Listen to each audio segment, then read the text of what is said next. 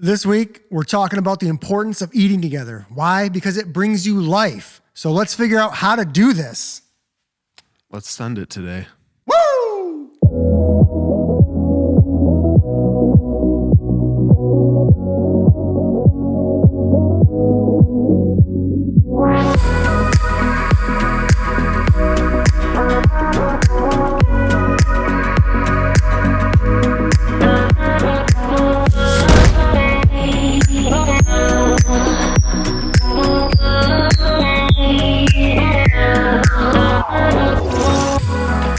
Yo, what's up? What's up? Hey. Welcome to Full Send Living.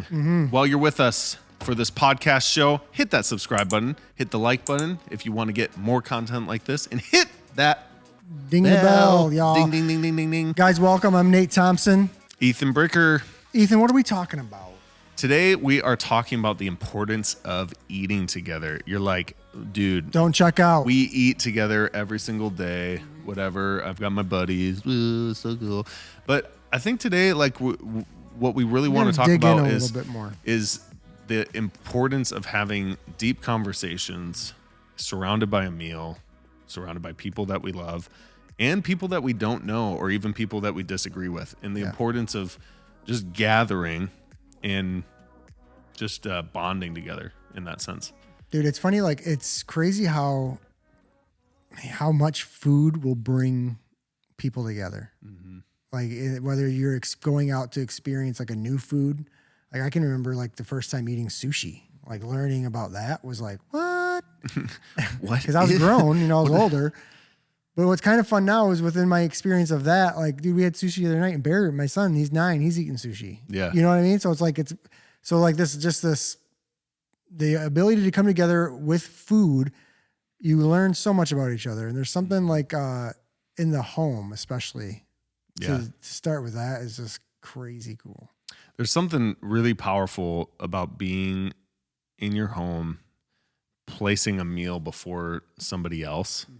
It's essentially like being a host or serving somebody else a meal that either you made or whatever you bought, and just giving somebody a meal and having a conversation around a meal. It's just memorable. I was telling you earlier too about we had a dinner at your dad's house a while ago, and Kate and I came, and it was like we had wood fire grilled steaks. Yes, Rod. This was more of that, Rod. This was years ago. Yeah, that's how much still around, food Rod. Maybe just we could sticks with it's like you. Steaks haven't gone away, Rod. Yeah. So if you want to have us back over, don't be a quitter, dude. Let's do it.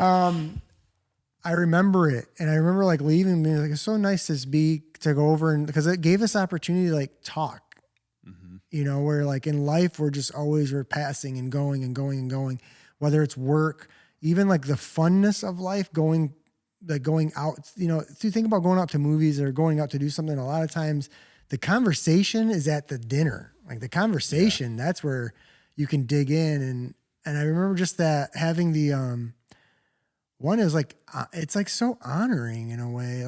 Like it's humbling and honoring at the same time to be invited into somebody's house.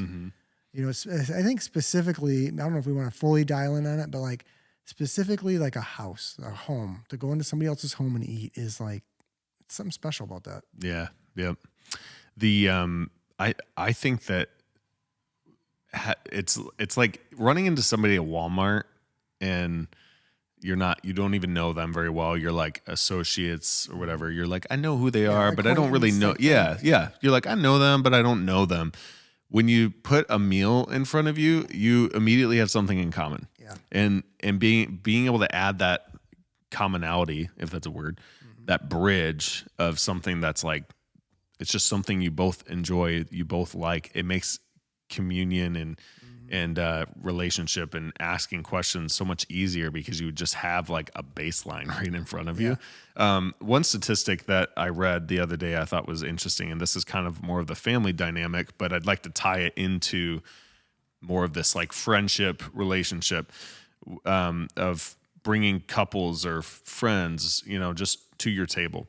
It said in a recent Columbia University study, it said 71% of teenagers said that they consider talking, catching up, and spending time with family members the best part of family dinners. And so like their favorite part about the dinner was not actually the food. It was actually the catching up, the laughter, the conversation. But it's funny how food is the avenue. And Liddy and I, when we started this year of 2021, we both made it like a goal of like, let's have couples over at least 1 to 2 times a month. People we don't know and people we do know, just to like fill our table with conversation and with love and laughter and just seeing life from a different perspective, like to enjoy life with somebody. One, I think the dinner around the table, it makes you slow down.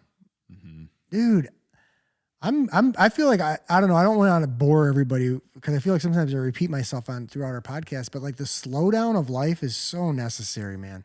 And to be able to like make a dinner for somebody, dude, when we came over last month or whatever, Kate and I came over and we record the podcast and like the kids are all playing together and then we have dinner together.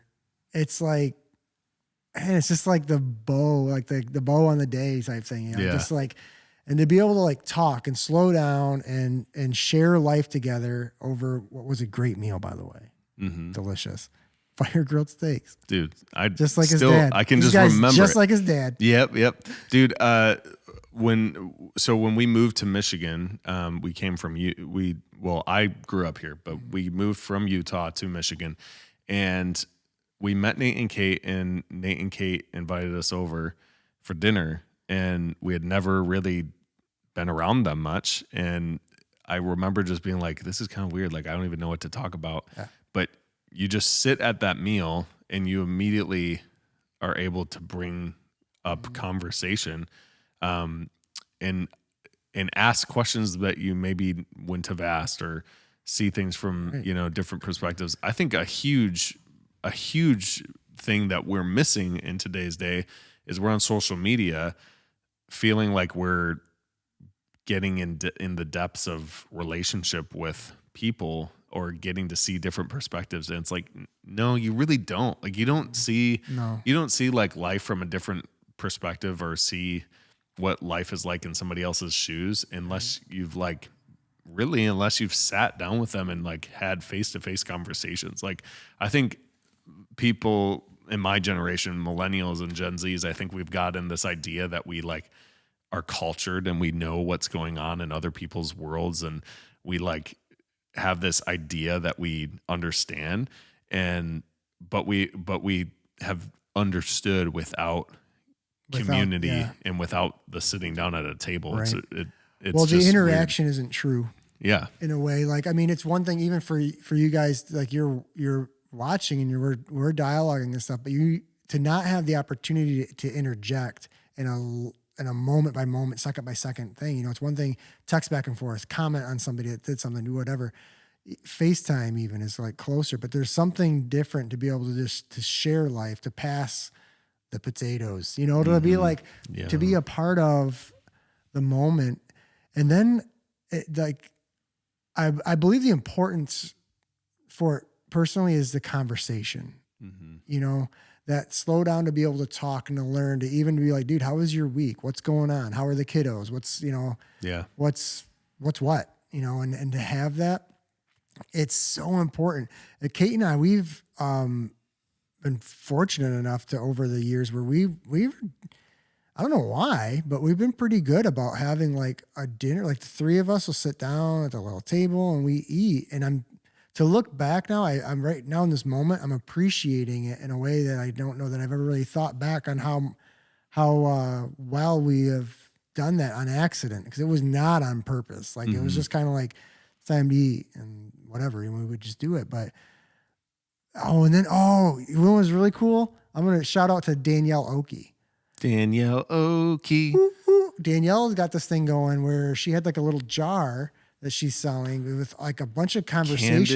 Candid Faith. You can buy that locally. I don't know if you can buy it online yet. Danielle, post it under a thing. Because it's a can. Yeah. Did Faith. Yeah. And and I don't know if she probably could ship it to you. Check her out. She's on Instagram.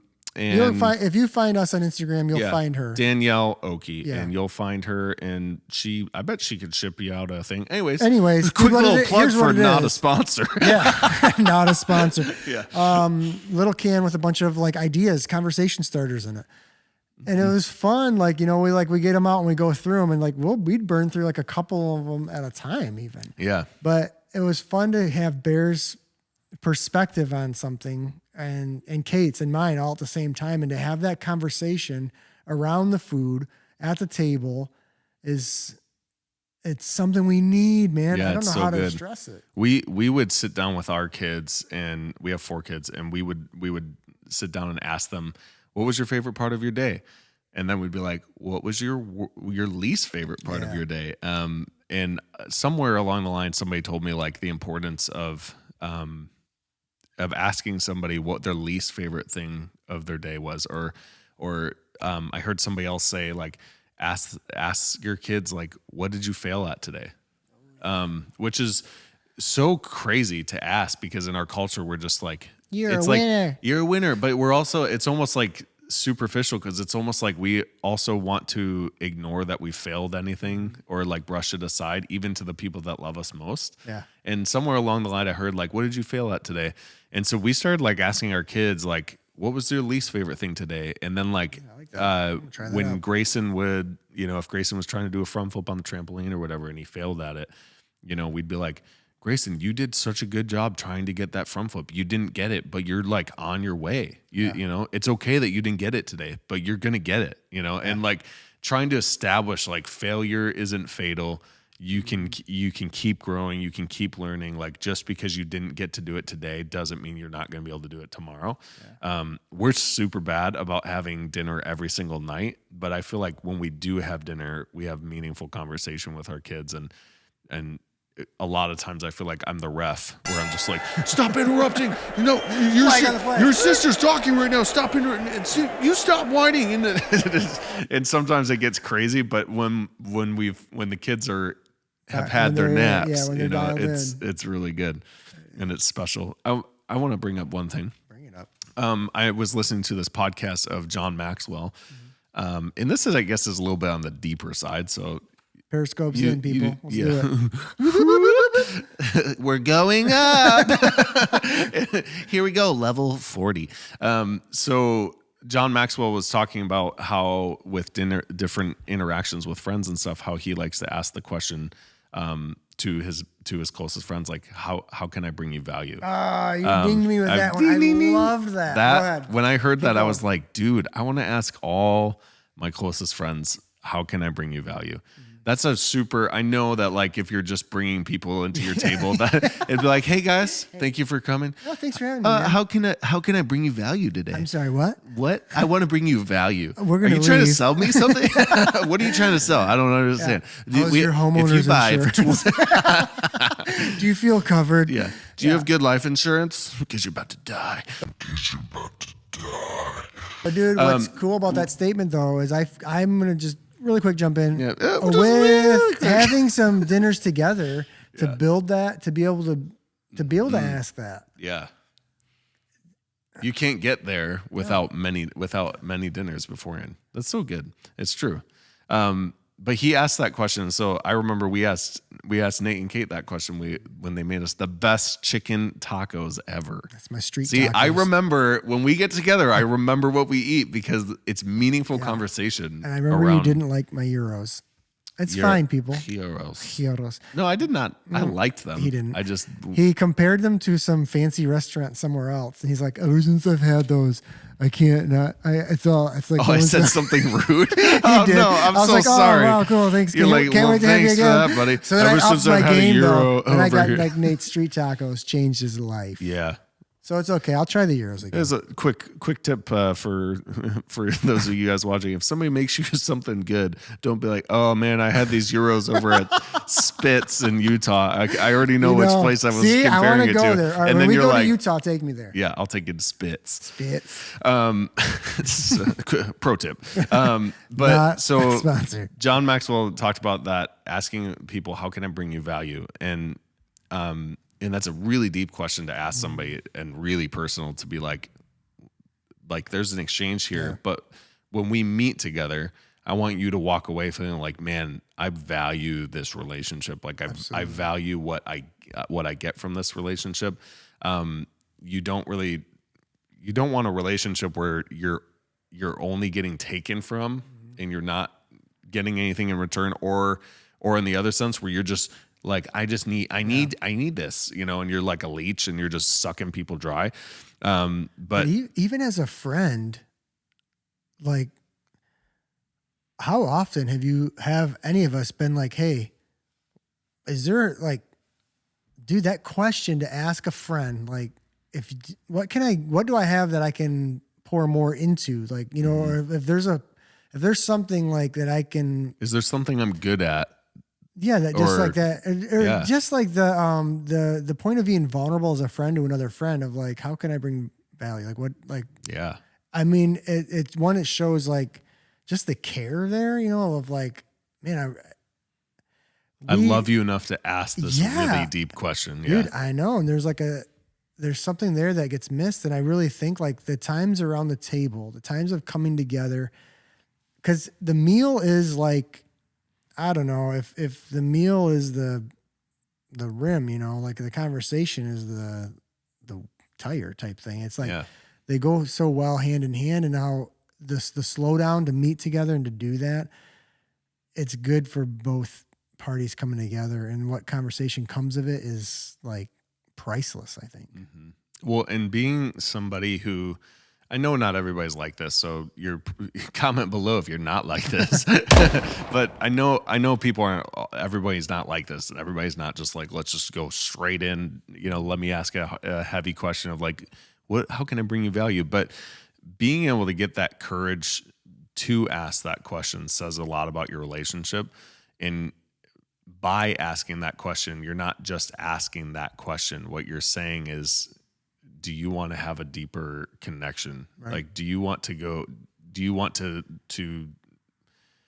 set essentially do you want to go into new territory together, basically? Well, it's like there's a level of trust within that question that, you know, it's one, dude, it's like, we're stuck on this question for a second. Yeah. It's like the trust to ask it, and then the trust to give you an answer, like of this exchange of like, to go deeper, to be able to, because then to think of like when pain comes, when life hits, when things change or whatever, to have just that deeper level of friendship carries to where, you know, we can, even to the point of asking, hey man, what can we be praying for you about? Mm-hmm. What are you guys praying for right now that we can agree with you on and come with you on this? It just allows more freedom within life. Yeah. That question really too, it's what you say, requires vulnerability from me, because by me asking you, how can I bring you value? You know, some people might be really insecure or that question could be like, well, maybe that means that I haven't been bringing value. But you actually kind of have to be okay with the reality that maybe they're like, yeah, you haven't been. Like, this is actually how you could be bringing me value. Right. And I remember saying that and being like, I'm going to say this, but I'm okay if they give me that answer of like, you know what, actually there hasn't been a lot of value. I need this from you to feel like there's a lot of value in exchange. And the reason why that's so important is like the table, it removes the illusion that like we're so good friends, that like, oh, I love you, buddy. Love you. You're so cool, bro. Love you, man. Hey, we'll see you. You gonna be at grandma's funeral? Yeah. Okay. Sure, we'll see you at grandma's funeral then. You know what I mean? Like, whatever. That's love so you, dark. Love you, grandma. Sorry, grandma. Oh man, I hope neither of my grandmas listen to this. Gosh. That wasn't. Grandma, I was not you. talking about my grandmas. I was talking about somebody else's like grandma. That's fine. I don't even know what I was saying now. So, well, the superficialness. It's superficial, and by establishing like we're not faking this. Essentially, that's what it's doing. It's like we're not just gonna fake this until we make it. Like we're gonna get like down and dirty into like, are we like truly exchanging something here? I've had friends where I've had friends where literally all we do is argue and all we do is debate, and afterwards I'm just left thinking like, how is there any exchange here? Yeah. Like how is there any life being given back and forth?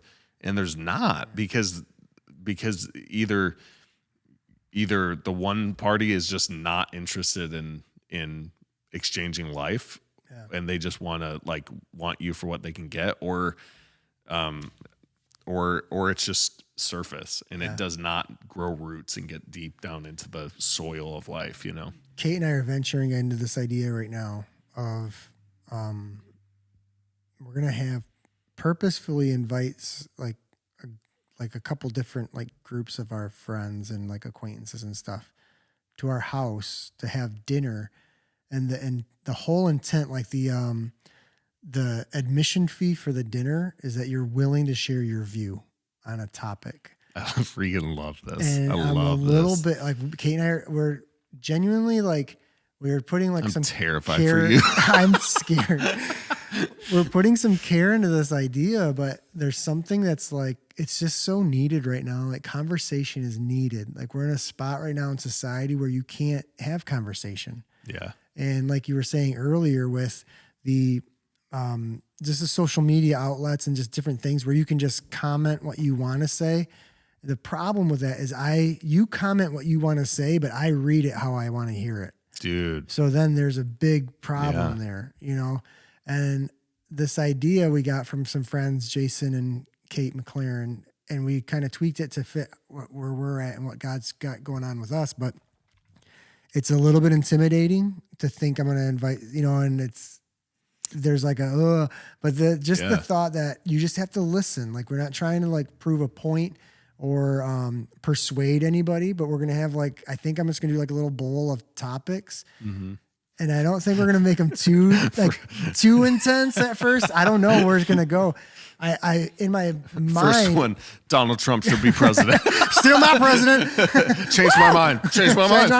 Yeah. But like, there's like, but what's kind of fun about it is the thought that if I have one group of friends I have experienced deeper life with, to have conversations that are harder, like a topic that's like, it's a harder topic. I want to hear how you view it. How have you experienced life this way?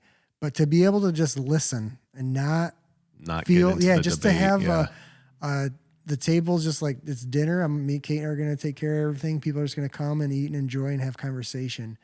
And I just feel like it's needed right now. Like people need to be having conversations at the table. Because to be in my home, like it's one we're offering, like it's our home. You know, it's like this is our most intimate section of life is our homes. Yeah. And to be able to like invite people in for all of us to have like people come over into our homes is like there's something that's just like you can't get it at a restaurant. You can't get it going out. There's a level of mess there that you're willing to share. Yeah. That's just like, dude, I know somebody's listening right now and they're like, I can't do this with my family.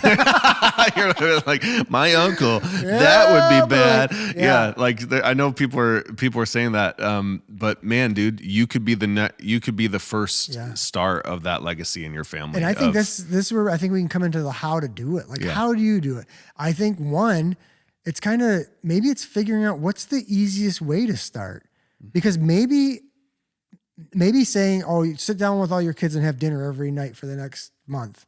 Maybe that ain't that easy. Maybe it's easier to have two families come over for a dinner and be intentional that way, where they're just your friends. How often we have friends that we haven't had over for dinner in a while. Yeah. But to think like, all right, there's not like a systematic way to do it. It's just doing it. It's just starting with what makes the most, like, I guess not the path of least resistance. I don't want to say that, but like what's lined up? What's the most natural for you? Yeah, you know, like, and then I think within the practicing of the most natural way to do it, then you can start venturing in, because dude, I wasn't going to do this 4 years ago. It wasn't going to happen. Yeah. You know, and then even we've had this idea for probably, I don't know, a year and a half maybe, and it just never lined up. So we didn't force it to happen. And then a month and a half ago or 2 months ago, it lined up, like God lined it up, like do it now. So we were like, okay. So I built this 9-foot long table. And it's sweet. We selling cool. the couch and chair, cleaned out the one living room. It's like a dinner hall now. It's like so funny, but it's what we're doing. And like even Kate and I, we decided it's like, if this doesn't work out, I'll sell the table. Yeah. And we'll buy furniture again and go back to what we were doing before. But like just the willingness to like try to just send it and go for it. Yeah. I feel like it's going to pay dividends. It will. Yeah. But to get that's there, where you solve the world's problems. Like it's being willing to sit at a table with somebody you disagree with. And because man, dude, we should do a whole episode on that. Of just like, how do you sit at a table with somebody you totally disagree with? I don't know. God gave us I don't know. Yeah. God gave us, I feel like over the past month, he's given Kate and I opportunity with friends that disagreed about something. And it might sound dumb, but there's a point where it's like, I'm not like I'm used to my friends agreeing with me. I have friends that have totally different views about stuff, but sometimes there's a point where it's like, I have a friend give you feedback on something and to be willing to keep your mouth shut and listen. That can challenge me. Cause I can instantly be like, what, let me tell you why. Let me tell you why I did that. Yeah. Where I'm just like, and I felt like God's like, why don't you just listen to what he's saying? And then I'll tell you why you did that. Like there was like a point of learning with it. So then I thought with Kate, I'm like, babe, if I can't learn to talk and have conversation with a friend, how am I ever going to do this with somebody I don't know? Yeah. And to have like an influence to where they respect what I'm bringing to the table because I'm not just bashing what they're bringing to the table. Yeah. Yeah. It's like honoring what they brought. Like they brought a gift, which is them, to the table, and you're just honoring that by, respecting them, but just listening and valuing what they have to say. So I would probably say too, like you start with people, and then just slowly start, Take the being risk, like, I don't really know these people. And we invited Steve and Erica Provo over months ago. What up, Steve? Erica. And Erica and your beautiful kids. They have 4 kids, and they just started coming to our church a while back, and it was last year. They've been going for like 10 years. Oh no! Just but Lydia was like, "We should just have them over," and I was just like, "Yeah, why not? Like, let's just have them over." And we had them over one night, and I was like, "These people are awesome." Like, if we wouldn't have had them over to our house, like, don't find people to find out who they are. Yeah, I love them. Like, we've only had dinner with them once because we all have 4 kids, so it's crazy. It was terrible. It was intense. There was a lot going on, but like, man, I just love them. I love their hearts. Yeah. And we've gotten to know each other so much more over the years, and we're going to continue to get to know each other. But like, if we wouldn't have just been like, literally, they came to our door and I was like, Lydia, I've never seen these people in my life. Like, you invited them. Yeah, I don't even know what they look like. He thought it was Amazon delivering I'm like, package. hey, thanks for the package. Bye. Babe, Why do you have 4 kids? Did you order a crock pot?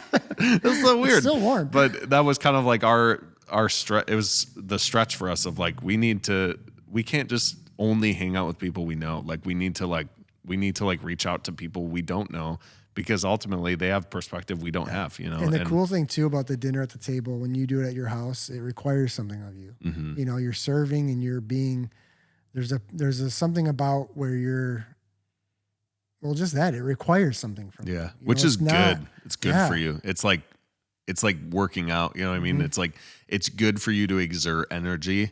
Yeah. And I feel like in our culture right now, we're just taught that it's like, no, if it's hard, it's not good. And it's like, no, there's a lot of goodness in the hard, Yeah. So how do we send it this week? I'm going to say send it. I just used my chin to move my mic. I'm so lazy. This is how you send it. This is so hard. Okay. I'm going to say send it by finding a way that works for you to try this out. Like I said earlier, if it may be harder to have a sit-down dinner with your entire kids and family or whatever, but it's easier to have a friend over for dinner. So start with that. Figure out what one kind of just feel, like Ethan said, feels natural to do. Start there. Don't feel like you have to be like, if I can't have dinner with my own family, how am I supposed to have dinner with somebody else's? Yeah. It's probably sometimes easier when the kids have a friend over too. Yeah. Yeah. Don't make excuses of like, don't let past failures of dinners that have gone wrong dictate Euros. your future ones. Oh man, we can't have them over because he freaking hated my Euros. But now I'm like, I literally love Nate and Kate's tacos. If we're coming over, I'm like, tacos, please? Yes. And they're like, no, we're sick of tacos. We had them yesterday. I'm like, suck it up. Give me some tacos. Grill that chicken. Yeah. So yeah. Go with something natural. That feels good. Yep. So send it, you guys. Send it this week. Go invite some people out to eat. Yeah. If they say no, go find somebody else. Yeah. Like it's not that big of a deal. If somebody's busy, just go find somebody else to hang out with. Yeah. Get that conversation going. Get some real conversation going. Yeah. So as always, guys, hit the subscribe button. If this is your first time watching, we do have content coming out every first and third Friday of every single month. Every time. Hit the bell so that you get notified when we have new episodes. We will be transferring. We have our podcast going out to Google Podcasts, Spotify, everywhere you can think of that has podcasts. We have that the audio going out to. But we are transferring it. We're gonna pull the plug here soon, in the sense that we're only going to be on YouTube and Apple Podcasts here soon. So if you are on Google Podcasts, Spotify, anywhere other than Apple Podcasts, go to YouTube. Yep. For all of you who already listen on Apple Podcasts, keep at it. Stay subscribed. But if you want to watch the video version, go to YouTube, type in Full Send Living, and you'll find us. Bingo. And we'll stop making this announcement after a couple episodes, and it'll be good. So we love you guys. Hey, take risks, trust God, and send it every single day, baby. Every single day. We love you guys. Let's go. Bye. Send it. Yeah. It's too much Sunday. All right, we're out.